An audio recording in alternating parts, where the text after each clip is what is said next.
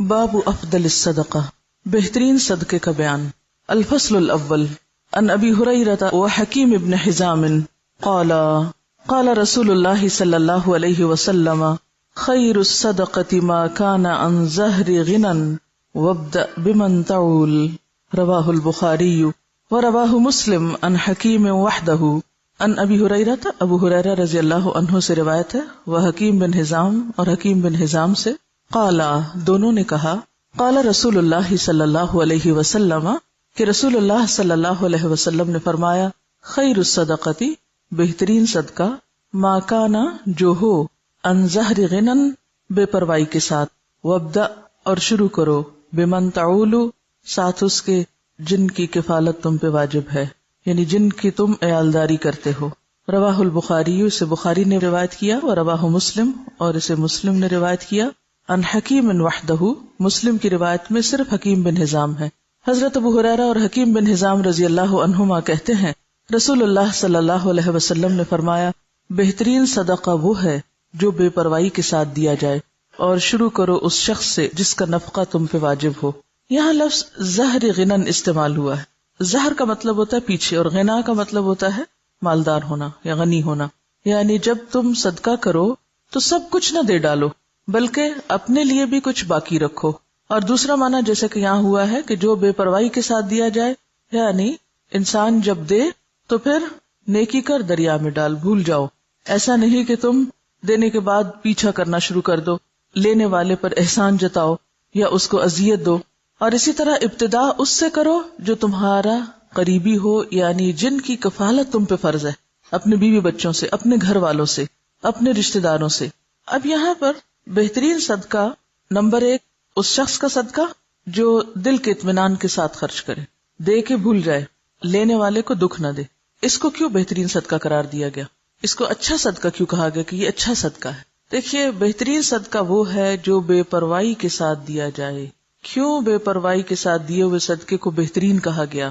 اور ظاہر کا معنی جیسا کہ آپ سب جانتے ہیں، پیٹھ یا پیچھے، غنن غنا کے، یعنی دینے کے باوجود پیچھے بھی کچھ باقی ہے، یہ مراد ہے اس سے۔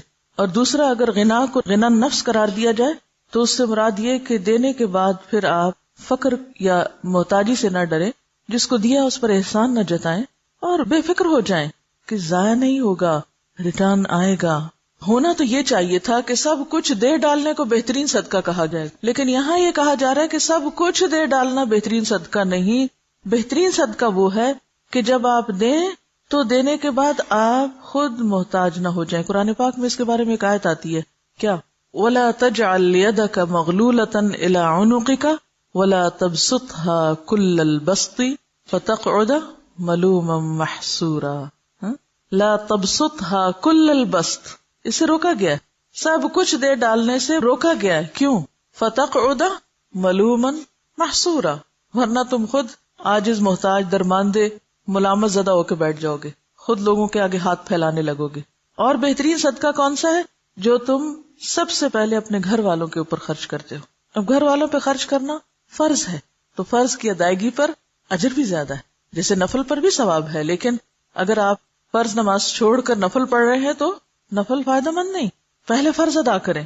اسی طرح جب آپ باہر دینے لگے تو پہلے دیکھ لیں کہ گھر والوں کے پاس ہے یا نہیں۔ اب آپ سوچ رہے ہوں گے کہ وہ پھر ان صحابی نے گھر والوں کو بھوکا چھوڑ کے دوسروں کو کیوں دیا؟ بتائیے، ہر حکم کے اندر استثنائی صورتیں موجود ہوتی ہیں۔ جیسے غزوہ تبوک کے موقع پر حضرت ابوبکر نے جب سب کچھ دیا تو وہ ایک ایمرجنسی کی کیفیت تھی، اس وقت دین کے جغرافیائی سرحدیں جو ہیں ان کی حفاظت بھی مقصود تھی۔ اگر اس وقت مال خرچ نہ کیا جاتا اور بیوی بچوں اور گھر کو دیکھا جاتا تو پھر اگر دین ہی باقی نہ رہتا تو باقی کیا باقی رہتا؟ تو ایک بڑی ضرورت آ گئی سامنے۔ کچھ چیزیں ہیں جو عام حالات کے لیے ہیں اور کچھ ہیں جو خاص حالات کے لیے ہوتی ہیں۔ اسی طرح جس خاص کنڈیشن میں وہ شخص آیا تھا اس میں کہیں بھی اس کے لیے کھانا نہیں تھا، مسافر تھا، مہمان تھا، اور پھر وہ لفظ اگر آپ کو یاد ہو، اکرمی ضیف رسول اللہ صلی اللہ علیہ وسلم، کہ رسول اللہ کے مہمان کی عزت، یعنی یہ بھی ایک بہت بڑی بات ہے کہ کوئی شخص کہاں سے ریکمینڈ ہو کے آ رہا ہے، اس کے ساتھ مجھے کیسے معاملہ کرنا ہے۔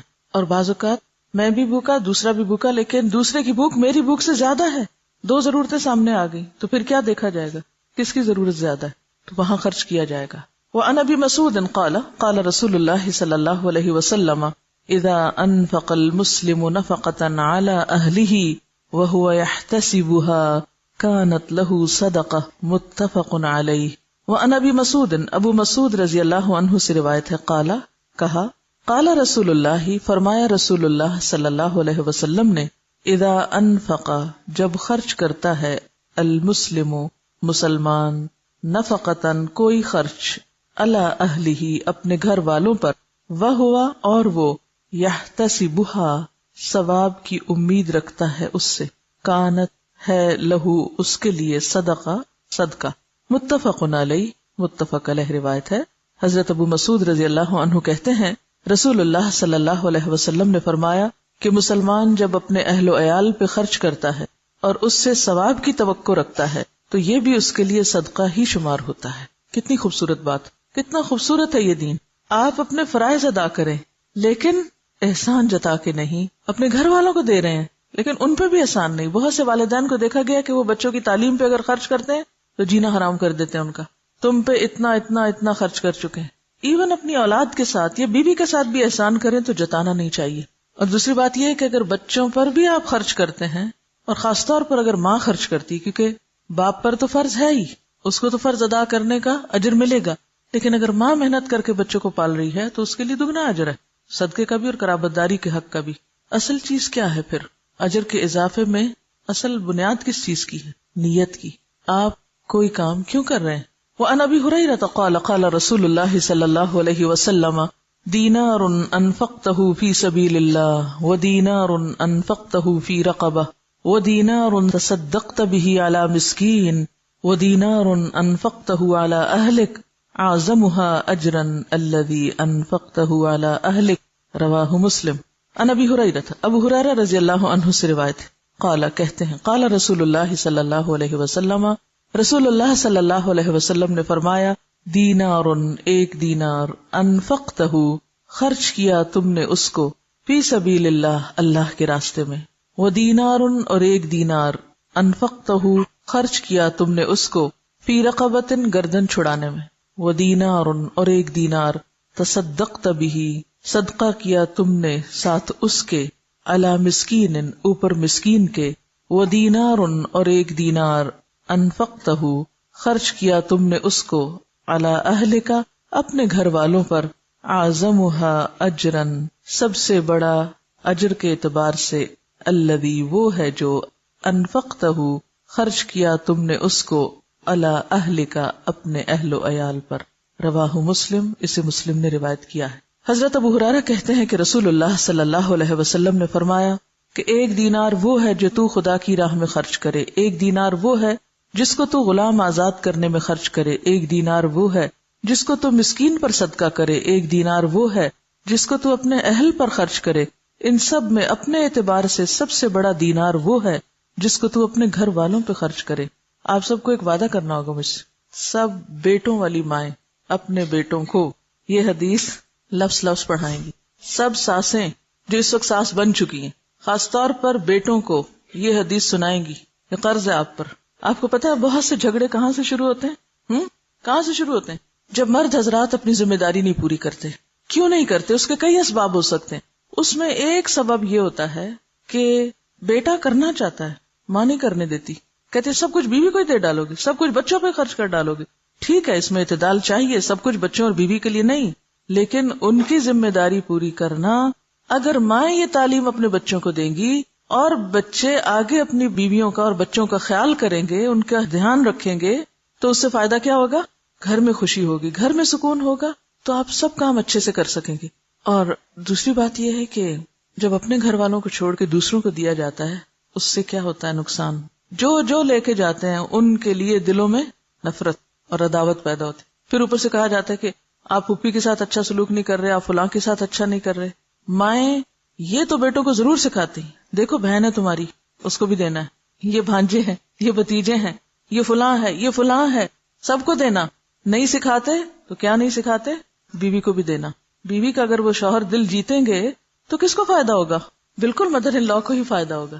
لیکن اس کا یہ مطلب نہیں کہ بیویاں پھر واحد وارث بننا چاہیں سارے مال کی.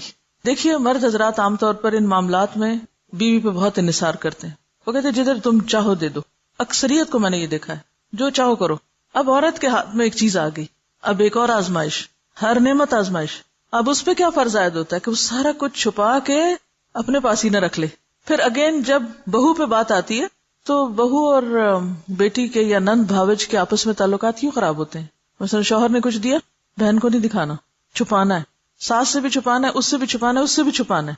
اس کے کوئی وجوہات ہو سکتے ہیں, لیکن ان مسائل کو کم کرنے کے لیے اصل جو چیز چاہیے وہ دلوں کا بڑا ہونا ہے. جو لے جاتا ہے لے جائے, میرا حصہ کوئی بھی نہیں لے جا سکتا. میں نے انشور کرایا ہوا ہے, کوئی نہیں لے جا سکتا میرا. جو میرے حصے میں وہ آئے گا, اور اگر اللہ ہی نے نہیں لکھا میرے حصے میں, کسی کو دینے کی توفیق نہیں ہوگی, چاہے میں ٹکرے مار کے مروں, نہیں مل سکتا, لکھا ہی نہیں میری قسمت میں. تو اس لیے ان معاملات میں تھوڑی بے پرواہی کی بھی ضرورت, تھوڑی نہیں بلکہ بہت, دلوں کی وسعت کی بھی ضرورت ہے. شوہر رازق نہیں ہوتے, رازق کون ہے؟ اللہ. اگر وہ ہمیں دینے کی بجائے ماں کو دے رہے ہیں, بہن بھائیوں کو دے رہے ہیں, باہر کہیں دے رہے ہیں, تو اس پہ بہت جلنے کڑنے کی ضرورت نہیں. جو آپ کا وہ آ جائے گا, جو اللہ نے آپ کے لیے لکھا ہے وہ کہیں سے بھی آئے گا. تو جب تک ہم بھروسہ اللہ کی ذات پہ نہیں کریں گے نا تو بات نہیں بنے گی. یہ قصہ سنا رہی ہیں کسی کا کہ بیٹا جاب بھی کرتا تھا, بزنس بھی کرتا تھا, جو مال کماتا تھا ماں کو لا کے دیتا تھا. عام طور پہ ایسے ہی ہوتا ہے, بچے ماں سے اٹیچڈ ہوتے ہیں, سب کچھ انہیں کو سمجھنے لگا. اب ہوا کیا کہ جب شادی ہوئی تو بیوی کا مطالبہ شروع ہوا, لیکن وہ ساس جو تھی وہ ان کو عادت نہیں تھی دینے کی یا شیئر کرنے کی. تو اب نقصان کیا ہوا کہ بہو جو ہے وہ مسلح پہ بیٹھ گئی, یار رب بزنس خراب ہو, نہ مجھے دے نہ اس کو دے, کسی کو بھی نہ ملے. ہاں پھر لوگ انتہا پسندی میں یہاں تک پہنچ جاتے ہیں کہ اگر میرا نہیں تو کسی کا بھی نہیں. تو یہ طرز عمل بھی درست نہیں. یاد رکھیے کوئی بھی اصلاح ہو نہیں سکتی جب تک کہ دو طرفہ, دونوں طرف سے دل نہ بڑا کیا جائے, دونوں فرائض ادا کرنے میں نہ لگ جائے. اگر دونوں حقوق مانگنے میں لگ گئے تو مسئلہ خراب ہوگا. تو یہاں پر آپ دیکھیے کہ خیر کے کاموں میں خرچ کرنے کا بھی اجر بتایا گیا, لیکن اس کے ساتھ ساتھ اہل و عیال پہ خرچ کرنا بھی باعث اجر و ثواب ہے. اور ذمہ داری میں نے آپ پہ امانت ڈال دی ہے, بیٹوں کو یہ حدیث سنانی ضرور ہے اپنی زبان سے. وَأَنْ ثَوْبَانَ قَالَ قَالَ رَسُولُ اللَّهِ صلی اللہ علیہ وسلم افضل دینار ينفقه الرجل دینار ينفقه على عیاله ودینار ينفقه على دابته في سبیل اللہ ودینار ينفقه على اصحابه في سبیل اللہ. رواہ مسلم.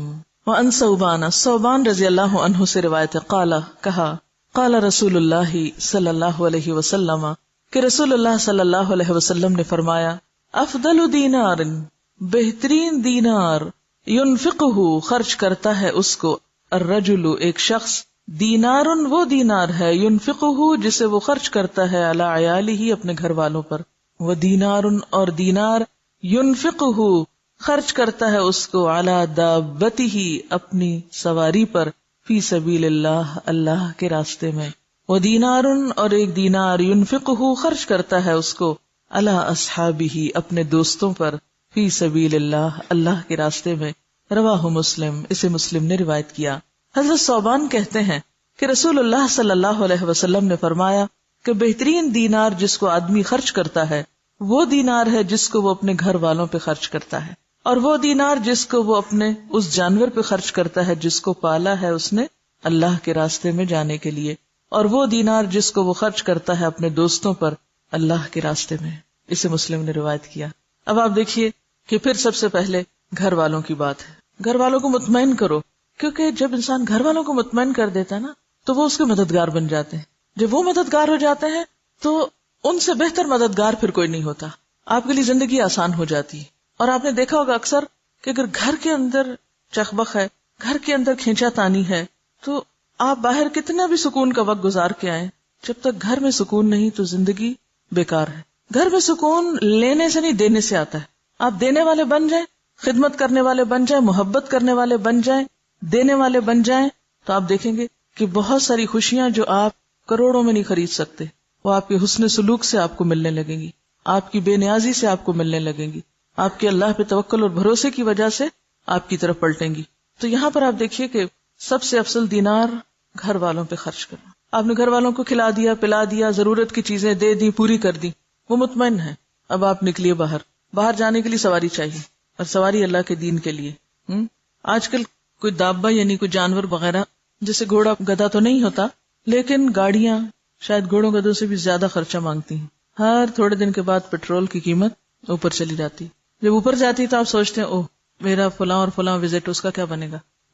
پہلا خیال یہ نہیں آتا گھر کے کاموں کا کیا، پہلا یہ آتا اوہ اب تو شاید میں پڑھنے نہ جا سکوں، اب تو شاید میں فلاں جگہ درس پہ نہ جا سکوں، پیٹرول بہت مہنگا ہو گیا. اب یہ جو آپ صدقہ باہر ادھر ادھر کرتے رہتے ہیں وہ صدقہ اپنے ہی گاڑی میں کریں یا گاڑی کی مرمت. آپ کو پتا ہے کہ گاڑی کی مرمت بھی پھر ہزاروں مانگتی ہے، اسی گاڑی پہ لگائیں. اگر آپ کو کسی اور کو دینے کی نہیں بھی فرصت ملی تو جو گاڑی آپ اللہ کے راستے میں استعمال کر رہے ہیں وہ پیٹرول کھائے یا موبائل یا پھر مرمت CNG واٹ ایور، وہ کیا ہے؟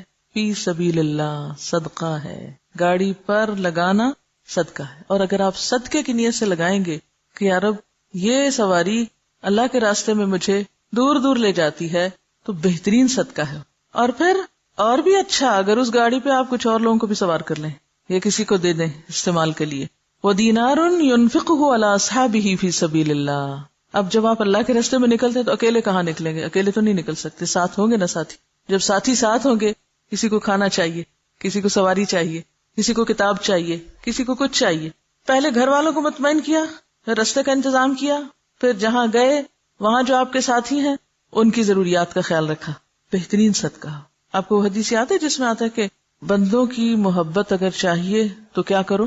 جو کچھ بندوں کے ہاتھ میں ہے اس سے بے نیاز ہو جائے. بندے تم سے محبت کرنے لگیں گے.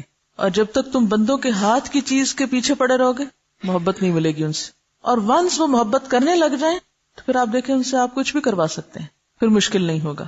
ہم گھر والوں سے کھینچا تانی جب رکھتے ہیں تو نتیجتاً نہ وہ ہماری مانتے نہ ہم ان کی مانتے ہیں. تو گھروں کی کشمکش دور کرنا ضروری ہے اور اس کے لیے مال اہم کردار ادا کرتا ہے. جو دینے والے نہیں ان کو دے کر سکھائیں. بعض لوگوں کو دینا آتا ہی نہیں، سیکھا ہی نہیں، بچپن سے ہی بخل پہ ٹریننگ ہے. اور سب سے بڑی بات ہی نا کہ اگر ماں باپ صرف یہ چند حدیثیں بھی بچوں کو سکھا دیں، بچپن میں ہی ذہن میں ڈال دیں، تو آپ دیکھیں گے کہ بڑے ہو کر وہ دل اتنے تنگ نہیں رہیں گے. اور جب ماں باپ ہی یہ سکھائیں کہ نہیں بس جمع کرو، اکٹھے کرو، بچاؤ، کسی کو دینے کی ضرورت نہیں، پہلے اپنا آپ دیکھو، کیونکہ عموماً تو ٹریننگ اسی ڈھنگ پہ ہوتی ہے نا. تو پھر بڑے ہو کر عادت ہی نہیں ہوتی دینے کی، لہٰذا گھروں کے اندر ایک مسلسل جنگ کی کیفیت رہتی، رونا دھونا باقی رہتا ہے. عملی طور پر بچوں کے ہاتھ سے دلوانا شروع کریں. بہن بھائیوں کو دلوائیں، کیونکہ عام طور پر فقیر کو پھر بھی دے دیتے ہیں بچے، لیکن بہن بھائی کو چیز نہیں دیں گے. تو بہن بھائیوں میں شیئرنگ کی عادت ڈالیں، یہ چیز تمہارے لیے اور یہ چیز سب کے لیے. ہمارے والد جب کوئی چیز گھر میں لاتے تو بچوں سے کہتے سب کو تقسیم کرو، کوئی ڈرائی فروٹ ہو، کچھ بھی، وہ کہتے اچھا آج فلاں تم ادھر آؤ، سب کو دو. اس سے دینے کی عادت پڑتی اور اپنوں کو دینے کی عادت پڑتی، ورنہ انسان اپنوں کو دینے میں بعض اوقات زیادہ بخیل ہوتا ہے. دسترخوان سے یہ ٹریننگ شروع کی جائے.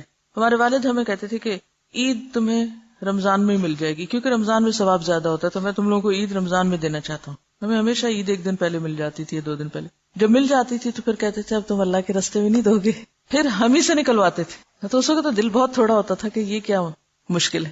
تو یہ ہے کہ گھر میں کوئی ایسی چیز رکھ لیں جس میں ڈالتے جائیں بچے، کوائنز ڈالنے کا، کوئی برتن، کوئی پاٹ، کوئی اینی تھنگ. اور پھر جب وہ بھر جائے تو پھر جا کے خود اپنے ہاتھ سے خرچ کریں، یعنی اللہ کے راستے میں دیں، جہاں بھی دلوانا ہو آپ کو. عیدی کی اگر آپ نے بایوگرافی پڑھی، میں نے ساری پڑھی، 3 دن میں پڑھی تھی میں نے، اور بہت کچھ سیکھا تھا میں نے اس میں وہ لکھتے ہیں کہ اس کام کے کرنے کے پیچھے کون تھا. کہتے ہیں میری ماں جو بالکل پڑھی لکھی نہیں تھی اور بہت غریب گھرانے سے تعلق رکھتے تھے، لیکن ماں ان کے ہاتھ سے بہت صدقہ کرواتی تھی. وہ کہتے ہیں کہ وہ ایک چھتی کے اوپر وہ رکھی ہوئی ہوتی تھی ایک کٹورا یا پیالہ، اور اس میں پیسے ہوتے تھے، مجھے چڑھا کے اترواتی تھی، پھر کہتی جاؤ وہاں دے کر آؤ، اور مجھے دوڑاتی تھی دور دور تک گاؤں میں، اور جہاں جہاں ضرورت ہوتی تھی وہاں مجھے بھیجتی تھی. تو وہ کر کر کے ایک ایسی عادت پڑی کہ پھر وہ کیے بغیر چین بھی تو نہیں آتا. جب آپ کو بچپن سے عادت پڑ جائے تو پھر آپ نہیں چھوڑ سکتے، پھر وہ رگ رگ میں چلا جاتا ہے. اور بچپن سے بخل پہ بچوں کو پالے، رگ رگ میں بخل گھس جائے گا، ساری زندگی خود بھی اذیت اٹھائیں گے اور دوسروں کے لیے بھی وبال جان ہوں گے. کیونکہ بخیل شخص جو ہے اس کے ساتھ زندگی بسر کرنا سب سے مشکل کام ہوتا ہے. اور پھر آپ دیکھیے خاص طور پر یہ حدیث مسلم کی روایت ہے اور بڑی خوبصورت حدیث ہے جس میں کہ فی سبیل اللہ اپنے ساتھیوں پہ خرچ کرنا، ان کی ضروریات پر. وعن ام سلمۃ قالت قلت یا رسول اللہ الی اجر ان انفق علی بنی ابی سلمہ انما هم بنیہ فقال انفقی علیہم فلک اجر ما انفقت علیہم متفق علیہ. وعن ام سلمہ سے روایت ہے قالت کہتی ہیں قلت میں نے کہا یا رسول اللہ اے اللہ کے رسول صلی اللہ علیہ وسلم الی اجر کیا میرے لیے اجر ہے ان انفقا کہ میں خرچ کروں علی بنی ابی سلمہ ابو سلمہ کے بچوں پر انما ہم بنیہ بے شک وہ میرے بچے بھی ہیں. آپ کو معلوم ہے نا کہ حضرت ام سلمہ جو آپ کی اہلیہ محترمہ تھی ان کی شادی پہلے ابو سلمہ سے ہوئی تھی اور پھر وہ 4 بچے چھوڑ کر فوت ہوئے تھے اور وہ بچے اپنے ساتھ حضور کے گھر لائی تھی. فقالا تو آپ نے فرمایا انفقی علیہم ان پہ خرچ کرو فلکی اجر ما انفقتی علیہم تو تمہارے لیے اجر ہے جو بھی تم ان پہ خرچ کرو گی. متفق علیہ متفق علیہ روایت ہے. حضرت ام سلمہ کہتی ہیں کہ میں نے حضرت صلی اللہ علیہ وسلم سے عرض کیا اے اللہ کے رسول صلی اللہ علیہ وسلم اگر میں ابو سلمہ کے بیٹوں پر جو میرے بیٹے بھی ہیں خرچ کروں کیا مجھ کو اس کا ثواب ملے گا؟ آپ نے فرمایا تو ان پر خرچ کر تجھ کو ثواب ملے گا اس کا جو تو ان پہ خرچ کرے گی. یہ سوال ام سلمہ کے ذہن میں کیوں آیا؟ کیونکہ عورت کے اوپر خرچ کی ذمہ داری نہیں، عورت پہ نان نفقہ واجب نہیں اولاد کا، یہ شوہر کا فرض ہے. لیکن اگر عورت کرتی ہے شوہر کے مر جانے کی صورت میں یا ایون زندہ ہوتے ہوئے بھی لاپرواہ ہونے کی صورت میں تو اس کے لیے سراسر اجر ہے اگر اپنے بچوں پہ خرچ کرتی ہے.